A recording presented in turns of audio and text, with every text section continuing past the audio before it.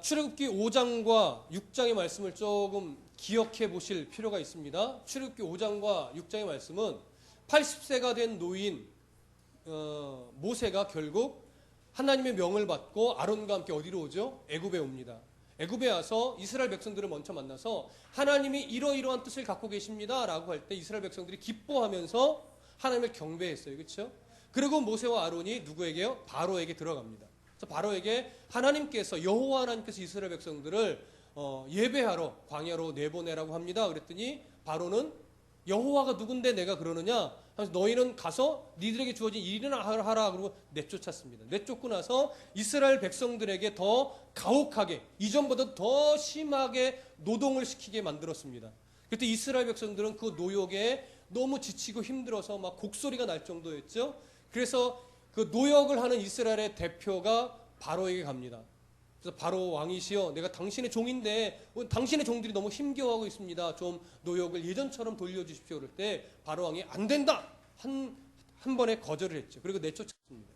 내쫓김을 당해 나가면서 그들이 한 가지 알았던 사실이 있었습니다. 뭐죠? 모세와 아론 때문에 이렇게 더 힘겹게 노동을 하게 되었구나라고 하는 사실을 알게 된 거예요. 그래서 모세를 만나 모세를 원망합니다. 너 때문에 우리 백성들이 이렇게 고통을 받는다는 거였습니다. 그러면서 오히려 하나님이 모세를 보낸 건데 모세를 보낸 하나님께 기도해서 하나님께서 모세를 저주하기를 원한다, 이런 말도 안 되는 저주를 하게 됐던 거지. 그래서 모세가 하나님 앞에서 하나님 어찌된 일입니까? 이 백성이 노역으로 인해 고통받고 있습니다 라면서 오히려 이스라엘 백성들이 고통받는 것을 안타까워하면서 마치 이러려면 왜 보내셨어요 하는 투로 원망하듯이 하나님께 항변하며 기도합니다. 그때 하나님께서는 모세에게 내가 여호와다, 그 자신의 이름, 그 의미에 대해서 더 정확하게 알려주셨습니다.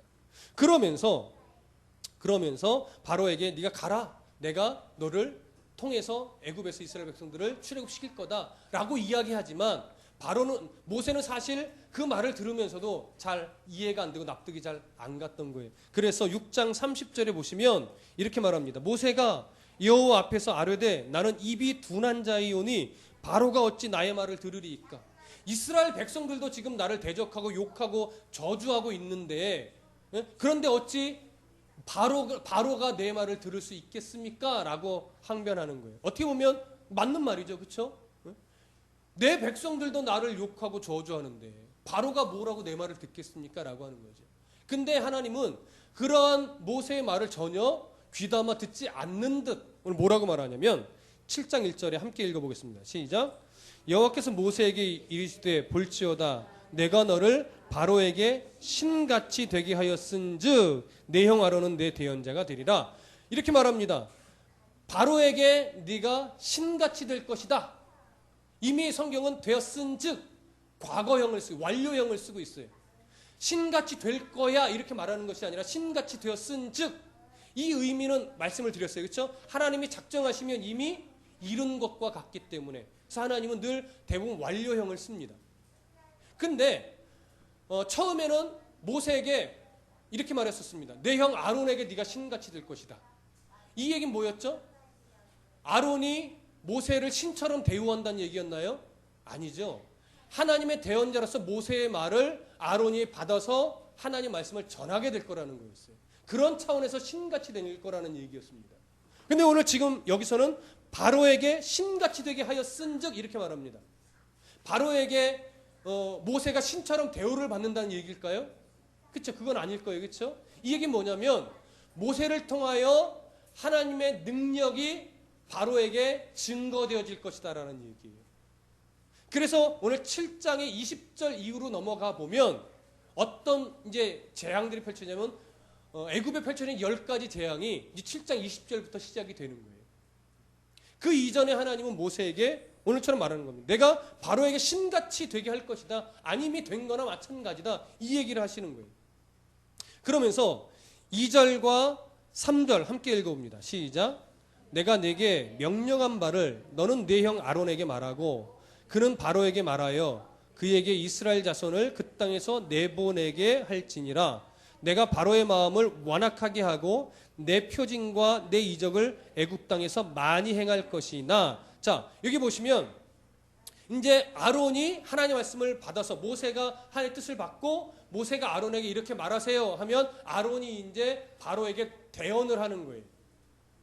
그런데 3절에 이렇게 말해요. 내가 바로의 마음을 어떻게 해요? 완악하게 하고 내 표징과 이적을 애굽 땅에서 많이 행할 것이나 4절에 바로가 너희 말을 듣지 아니할 것이다 이렇게 얘기를 하는 거예요. 왜 하나님은 굳이 바로의 마음을 완악하게 만들어서 하나님의 뜻을 듣지 않게 만드셨을까요? 이렇게 질문할 수 있지만 여기 3절에 내가 바로의 마음을 완악하게 하고라는 말은 뭐냐면 하나님이 없는 백성은 하나님의 뜻에 있어서 하나님의 뜻에 순종하는 차원으로 모든 삶이 나가는 것이 아니라 말도 안 돼. 뭐 그래 그게 하나님이야? 하나님이 있을 수 있어? 라고 대적하게 나갈 수밖에 없다 이거예요.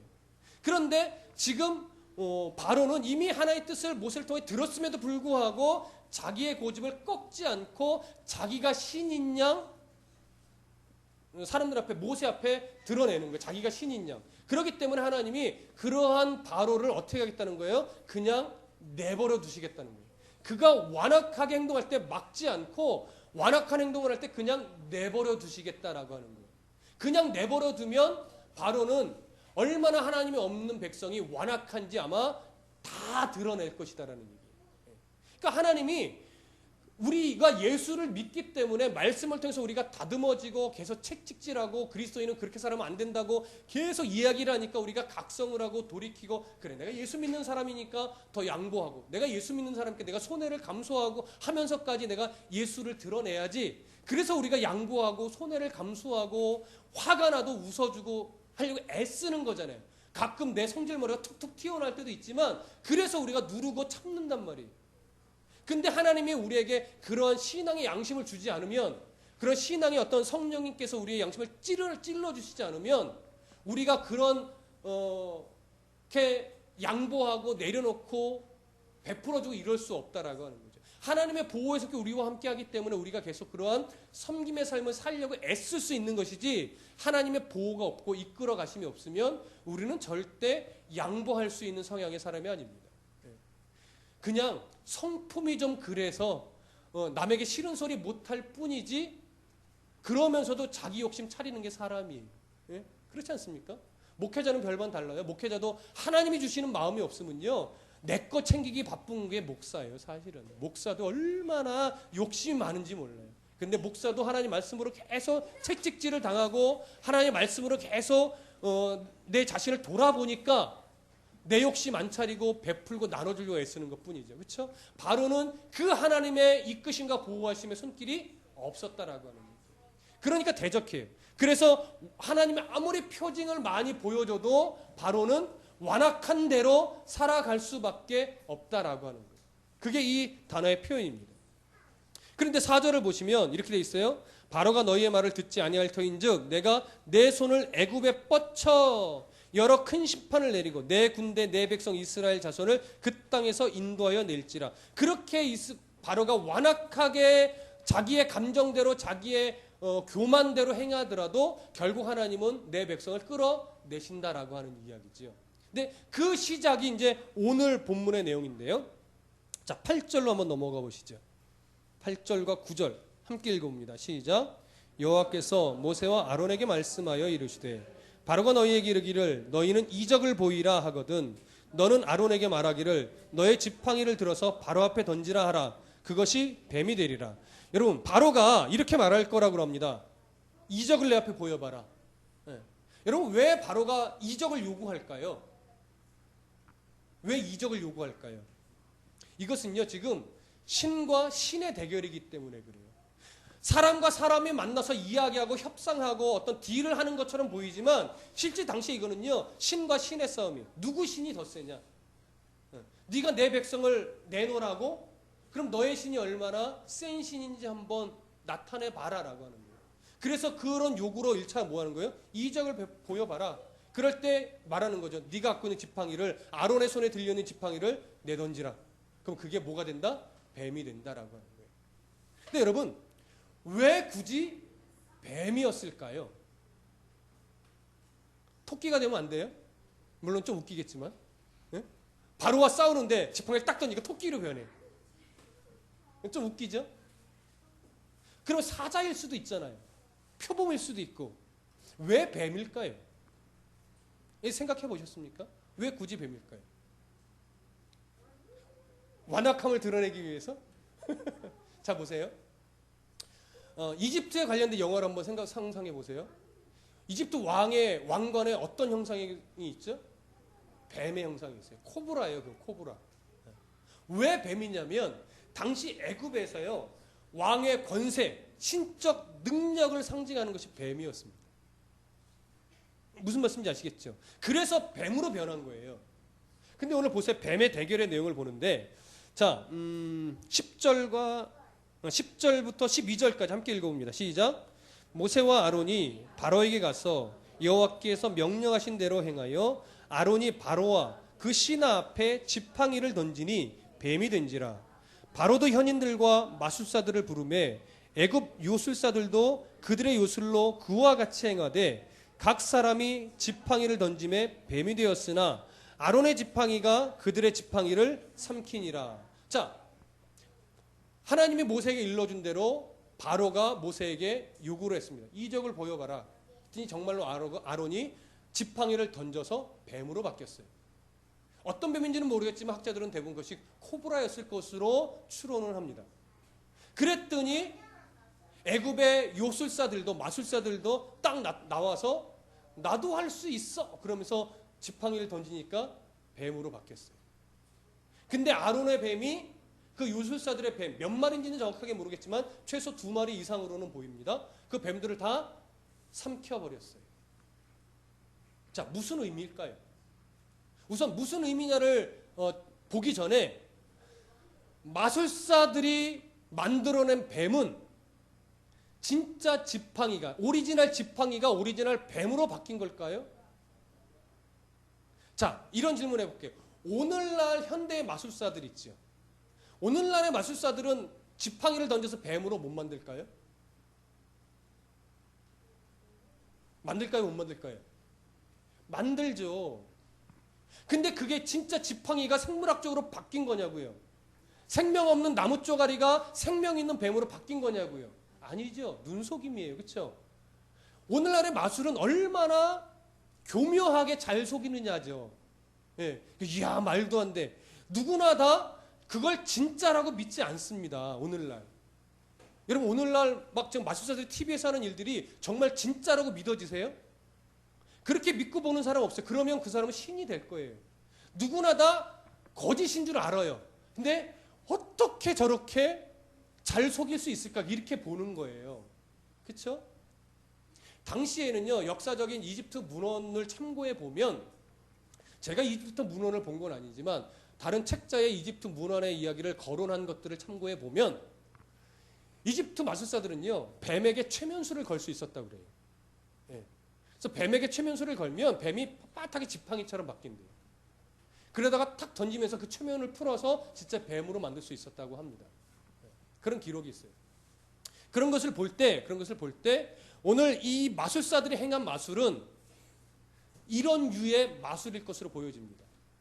그러니까 그들도 마술에서 뱀으로 만들긴 했지만 그것은 지팡이가 바뀐 것이 아니죠. 그렇기 때문에 아론의 지팡이가 변한 뱀이 하나님이 뱀으로 만들어 놓은 그 뱀이 다른 마술사들의 뱀을 어떻게 집어 삼킨 거예요. 그러면 여기서 이미 승패가 갈렸잖아요. 그런데 13절에 보면 함께 읽어봅니다. 시작. 그러나 바로의 마음이 완악하여 그들의 말을 듣지 아니하니 여호와의 말씀과 같더라. 바로의 마음이 어떻게 돼요? 더 완악해졌어요. 그래서 믿지 않아요. 분명히 이것은 신의 대결에서 너의 신의 능력을 보여봐라 이 요구를 한 거예요. 그래서 보였어요. 그래서 자기들이 만든 뱀이 먹혀버렸단 말이에요. 그렇죠? 그래서 왕권을 상징하는 뱀이에요. 그렇기 때문에 뱀을 집어삼켰다는 의미 속에는 바로의 권세가 하나님의 권세 앞에 무릎 꿇게 될 것이다라는 상징적 의미까지 있어요. 이것을 바로가 모르지는 않았을 겁니다. 그런데 더 완악해져서 하나님 앞에 무릎 꿇지 않았어요. 왜일까요? 분명히 자기 마술사들의 뱀이 먹혀버렸음에도 불구하고 바로는 거기에 굴복하지 않았어요. 왜일까요? 바로 이런 겁니다. 아론이 행한 이적과 마술사들이 행한 이적을 거의 동등하게 보는 거예요. 아까워. 한 마리만 더 만들었어도 우리 뱀이 저 아론의 뱀을 집어삼킬 수 있었었는데, 무슨 느낌인지 아시겠습니까? 그러나 여러분, 우리는 알아요. 하나님이 만든 한 마리의 뱀과 마술사들이 수백 마리의 뱀을 만든다 할지라도 하나님이 아론을 통해서 만들어준 뱀을 집어삼킬 수 있어요? 없어요? 없어요. 그거는요, 질적으로 차원이 다른 거예요. 그쵸? 제가 예전에 설교 때 그런 좀 웃긴 농담 섞인 예를 하나 들어드린 적이 있어요. 기억나시나요? 이 예와 오늘날 유전자 조작하는 과학자, 이건 예예요. 흙으로 뭘 만들어요? 사람을 만들었다고 가정하는 거예요. 그래서 하나님께 딱 당당하게 나가서 외칩니다. 하나님이 사람을 흙으로 만드셨죠? 저도 흙으로 사람을 만들었습니다. 라고 딱 들이미니까 하나님이 그 과학자에게 뭐라는 거 말할게요. 너 다음부터 내가 만든 재료 쓰지 마. 이렇게 얘기를 했다는 거죠. 이해되세요? 하나님은요, 흙으로 사람을 만든 것이 아니라 흙 자체도 아무것도 없던 흙을 하나님이 만드신 거예요. 창조하시고 그걸 토대로 하여 인간을 만드신 거예요. 근데 사람은 하나님이 만들어 놓으신 걸 가지고 뭔가를 또 만들어 놓고서 나도 만들어 있다 이거예요. 하나님처럼. 그게 하나님처럼 만든 거예요. 그러려면 우주 자체도 하나님이 창조한 건데, 이미 차원이 다른 걸 갖고 결과가 비슷하다고 해서 나도 하나님처럼 했다 이거예요. 이런 식으로 덤벼드는 게 인간의 성향이라고요. 지금 바로의 마음이 그런 거예요. 우리도 만들었잖아. 한 마리만 더 만들었어도. 이런 식의 차원으로 지금 하나님을 대적할 수 있다라고 지금 보는 거예요. 그러니까 얼마나 그의 마음이 어리석고 아둔합니까? 여러분, 하나님이 여러분들에게 얼마든지 이 땅에서요 정말 갑부 만들 수 있어요. 박근진 집사님 얼마든지 농협에 은행장까지도 하나님이 해주실 수 있어요. 근데 제 생각에는 안 해주실 거예요, 평생. 제 생각이라고 말씀드렸어요. 왜? 그것이 더 복이니까. 능력이 없어서가 아니라. 그런데 하나님의 은혜와 상관없이 박근진 집사님이 정말 공부도 열심히 하고 막 열심히 회사 생활하고 막 아이디어를 내고 그래서 정말 성공 스토리처럼 은행장까지 갈 수도 있잖아요. 그렇죠? 하나님과 상관없이. 그때 박근진 집사님이 예를 들어서 하나님 보세요. 제가 이렇게 은행장이 됐어요. 라고 하면서 막 하나님 앞에 자기 공로를 드러낸다면 하나님이 그 모습을 기뻐하실까요? 안 기뻐하시는 거예요. 사람의 성향은 뭔가를 해내면 내가 잘나서 한 것처럼 하나님 앞에 공로를 내세우는 게 사람이라고. 내가 땀 흘렸다라고 여기면 그것이 정말 내가 잘나서 내가 지혜를 발휘해서 한 것처럼 하나님 앞에 드러내려고 한다고요. 그게 누구의 예배와 같아요? 가인의 예배와 같은 거예요. 그래서 성경은 가인의 예물을 받지 않았다라고 표현하지 않고 가인과 그 예물을 안 받았다라고 표현해요.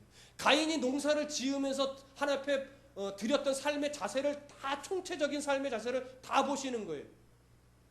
그래서 그 모든 자세와 태도와 중심과 함께 교만하게 드려진 그 재물을 하나님 받지 않으신 거예요. 그러나 아론의 재물만 받으신 하나님이 아니라 아론과 그 재물을 받으셨어요. 뭐예요? 양을 치면서 하나님 앞에 순전하게 겸손했던 그 아론의 자세, 태도, 그 모든 삶이 배어 있는 재물을 받으신 거라고. 하나님이 이스라엘 백성들에게 원하시는 건 그 중심이에요. 근데 지금 이스라엘 백성 그 중심이 아직 흐트러져 있죠. 특히 바로는 자기가 가진 권세 때문에, 자기가 살아있는 신처럼 숭배받는 자기의 세상 권세 때문에 내가 살아계신 하나님과 맞먹는, 아니 더 우월한 존재라고 자기는 여기고 있다고요. 그게 깨어지지 않는 이상 바로는 끝까지 하나님을 대적할 겁니다. 오늘날 세상 속에서 하나님을 대적하는 사람들의 대부분의 성향이 그거예요. 하나님이 뭔데? 이거죠. 인본주의 휴머니즘에 대부분도 휩싸여서 사람은 만물의 영장이야. 사람은 뭐든지 할 수 있어. 그러면서 마치 하나님처럼 될 수 있다라고 여기는 거예요. 하나님처럼 될 수 있다라고 해서 탑을 쌓은 그 대표적인 게 뭐예요? 바벨탑이죠. 하나님처럼 되고 싶은, 하나님과 동등대의 여김을 받고 싶어하는 인간의 성향, 그것이 바벨탑이란 말이에요. 지금 바로가 그런 위치에 있는 겁니다. 그래서 하나님이 그것을 깨트리는데 앞으로 이것을 깨트리기 위해서 몇 가지 재앙을 주실 거냐면 10가지 재앙을 주실 거예요. 자, 그러면 여기서 여러분 오늘 이 부분을 한 가지만 좀 생각해보고 정리를 하고자 하는데, 하나님이요 모세를 바로 앞에 처음에 보내서 하나님의 뜻을 전했잖아요. 근데 전하고 나서 바로가 거절했단 말이에요. 여호와가 누군데? 그러면 그때 거기서부터 10가지 재앙을 그냥 촥촥촥 내리셔서 바로를 KO 시켜가지고 이스라엘을 출애굽시켜버리시면 안 됐을까요? 왜 굳이 바로에게 내어 쫓김을 당한 후에 이스라엘 백성들이 이 사실을 알고 막 바로 모세를 욕하고 저주하고 그러면서 이스라엘 백성들이 또 엄청난 노역에 시달리게 만드는 이 과정을 왜 굳이 거치냐라고 하는 것이죠. 이 과정이 꼭 필요했을까요? 모세가 바로 앞에 섰을 때 그가 거절하자마자 10가지 재앙을 막 순차적으로 보내서 바로가 꼼짝 못하게 KO를 시켜내고 바로 출애굽시켜버리면 안 됐을까요? 10가지 재앙도요, 7장 20절 이하부터 나타나는 10가지 재앙도 거의 1년에 거쳐서 하나하나 주어진 재앙이에요. 하나 하고 말한다니까 바로 두 번째 재앙, 말한다니까 바로 세 번째 재앙, 이렇게 되는 것이 아니라 거의 1년에 걸쳐서 10가지 재앙이 차근차근 왔단 말이에요. 꼭 1년이나 걸려야 하셨을까요? 왜 하나님은 이렇게 바로바로 재앙을 내리지 않고 몇 가지의 단계를 거쳐가면서 재앙을 내리신 걸까요? 그럼 다르게 질문을 드려볼게요. 하나님이 바로에게 정말 스트레이트로 짧은 시간에 그냥 재앙을 몇 개를 확 줘버리셔가지고 모세를 KO시킨 후에 바로 출애굽해버리셨으면, 이스라엘 백성을 애굽에서 탈출시켜버렸으면 이스라엘 백성은 하나님을 볼까요? 하나님의 능력만 볼까요? 하나님의 능력만 보는 거예요. 이런 하나님이 원하시는 게 바로 이 부분입니다. 하나님이 이스라엘 백성들을 통해서 알게 하고 싶은 게 뭐냐면 하나님의 능력이 얼마나 대단하냐 이걸 보여주고 싶은 게 아니에요. 하나님 자신을 보여주고 싶은 거예요. 하나님이 이스라엘 백성들을 얼마나 사랑하시는지 그걸 보여주고 싶은 거예요. 여호와를 알게 하고 싶은 거예요. 그런데 이스라엘 백성들은 지금 그 하나님의 진실한 하나님의 사랑을 보지 못하고 있는 거예요. 조금만 현실이 어려워지면 모세를 대적하듯이 또 하나님을 대적하는 성향에 아직도 묶여 있단 말이에요. 그래서 그런 이스라엘 백성들이기 때문에 하나님께서 재앙을 하나 둘씩 차근차근 내리시는 거예요. 그 과정을 통해서 하나님의 능력만 바라보는 이스라엘이 아니라 하나님 자체를 바라보는 이스라엘로 바꾸어 가시려고. 오늘날 우리들의 모습과 비슷하죠. 우리는요, 하나님이 조금만 틈을 주면요, 하나님의 능력 끌어당기려는 기도밖에 못하는 것이 우리예요. 늘 강조하지만. 그러나 하나님 우리에게 원하시는 것은 하나님 자신을 보여주고 싶은 거예요. 내가 너를 얼마나 사랑하는지 하나님의 마음을 보여주고 싶은 거예요. 하나님의 능력이 얼마나 많냐? 나를 세우실 하나님, 나를 부유하게 해주실 하나님, 나를 건강하게 해주실 하나님, 이런 하나님만 보여주시는 것이 아니라 그런 하나님도 맞지만 하나님이 우리에게 깨닫게 해주고 싶은 건 뭐냐면 그냥 내가 너를 사랑하는지, 얼마나 사랑하는지 그 하나님 자체. 그래서 우리를 사랑하시는 하나님이 우리를 위하여 이 땅에 좋은 것으로 주시는 것보다 더 귀한 것, 눈에는 보이지 않지만 언젠가 우리가 가야 될 하나님의 그 새하늘과 새 땅, 하나님의 나라로 이끌어갈 그때를 소망하게 만드는 것, 그래서 우리를 더 성숙한 성도로 만들어가게 하시는 것, 하나님 그걸 보여주시길 원하는 거예요. 여러분, 오늘 예배를 통하여 우리가 봐야 될 게 바로 하나님인 거예요. 성경을 통해서 깨달아야 되는 게 여호와 하나님이라고요. 아까 강 집사님과도 잠깐 점심시간에 그런 대화를 나눴지만 JMS나 신천지나 이단들은요, 대화를 해보면 처음에는 막 은혜로운 것 같고 뜨거운 것 같고 막 성경에 해박한 것 같지만 그 끝에는 항상 누가 나오는지 아세요? 여호와 하나님이 안 나와요. 정명석이가 나오고 이만희가 나오고 안상옥이가 나오는 거예요. 그래서 이단이의 끝이 달라요. 처음부터 다르지 않아요. 끝단자예요. 끝이 다른 거예요. 그러니까 그들은 자기들이 뭐 예수의 영을 받았다느니, 자기들이 예수와 같은 하나님의 계시를 받았다느니, 그래서 자기의 말이 곧 예수의 말이고 자기의 말이 이제 성경과 같은 권위가 있다느니, 내가 언젠가 죽으면 백마 타고 올 것이라느니, 그래서 이단의 교주들은요 다 백마를 타고 사진을 찍어요. 요한계시록에 예수님이 흰 백마 타고 오신다 그러니까 자기도 그 흉내 내려고 항상 백마를 타고 사진 찍어놓고 액자에 걸어놔요. 여러분, 신앙은요 사람이 드러나는 게 아니에요. 하나님이 드러나는 거고 하나님이 보여지는 거예요. 그래서 늘 강조하는 게, 여러분 다드림께서 신앙생활 하면서 결국 여러분들이 만나야 될 것은 하나님이에요. 이태희 목사 드러나지 않아도 돼요. 저 잊어버리셔도 돼요. 다드림교회 안 나오셔도 돼요. 중요한 건 뭐예요? 여러분들이 하나님 앞에서 신앙의 삶을 살고 하나님이 원하시는 삶을 살기 오늘도 분주하게 애쓰는 싸움을 싸워내고 있느냐, 그게 가장 중요해요. 여러분 여기서 예배하면서 하나님을 만나지 못하고 하나님을 보지 못하신다면 빨리 떠나셔야 돼요. 하나님을 만날 수 있는 곳으로, 하나님을 대면하여 하나님 앞에서 신앙생활할 수 있는 곳으로 가셔야 돼요. 제가 하나님을 드러내지 않고 자꾸 사람을 드러내고 제게 순종하게 만들려고 하고 제게 돈 바치게 만들려고 하는 성향으로 제가 바뀌어버린다면 여기는 더 이상 교회가 아니란 말이에요. 저는 바로와 똑같은 거죠. 하나님이 보여야 돼요. 하나님이 드러나야 돼요. 하나님을 만나셔야 돼요. 그래야 교회예요, 여러분. 세상에 목사 수없이 많습니다. 네, 하나님을 드러내는 목사가 진짜 목사예요. 사람을 드러내는 목사는 목사 아닙니다. 세상에 수많은 교회가 있습니다. 이단들도 교회라고 이름을 붙입니다. 그러나 하나님을 드러내지 않는 교회는 교회가 아니에요. 하나님이 선포되어지지 않는 교회는 교회가 아니라고요. 교회란 이름만 있고 목사라는 이름만 있을 뿐이지, 하나님이 드러나지 않고 사람이 드러나고 교회가 드러나고 권세가 드러나면 교회 아닙니다. 목사 아닙니다. 그래서 여러분 분별력이 필요한 거예요. 나쁜 목사도 나쁘고 어리석은 성도도 결코 좋지 않습니다. 성경 안에서 분별력을 키우십시오. 지금 이스라엘 백성들이 분별력을 많이 잃었어요, 아직. 그러니까 하나님의 자녀이고 하나님의 군대인데 바로에게 찾아가서 당신의 종들이 이런 헛소리를 하잖아요, 지금. 하나님이 이들을 깨뜨리시려고 광야에서 이제 훈련을 시키실 거예요, 앞으로. 이스라엘 백성들을 훈련하듯이 우리도 훈련시킬 겁니다. 내가 하나님을 믿는다고 하지만 정말 여러분들 하나님의 군대요, 하나님의 종으로, 하나님의 자녀로 살아가고 계십니까?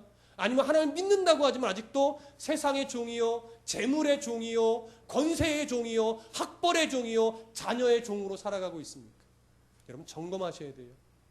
내가 하나님 사랑해요, 내가 오늘도 예배했어요, 제가 11조 드렸어요 라고 말하지만 여러분들이 정말 하나님의 종으로 살아가고 있는지, 내가 아직도 재물의 종, 근심의 종, 학벌의 종, 자녀의 종으로 아직도 살아가고 있는지, 하나님이 그걸 훈련시키셔서 결국 거기서 출애굽시키실 거예요. 출재물시키고 출학벌시키시고 출자녀시키실 거예요. 그래야 돼요. 그래서 누구를 만나요? 하나님을 만나십니다. 나를 사랑하시는 하나님, 나를 죄의 권세에서 하나님의 자녀로 나의 신분을 바꿔주신 그 하나님을 만나는 것, 이것이 신앙이고 이것이 교회입니다. 여러분 앞으로 출애굽을 통해서 이 하나님을 계속하여 만나시고 신앙이 이렇게 바르고 건강하게 성장하시기를 간절히 소원합니다. 기도하겠습니다.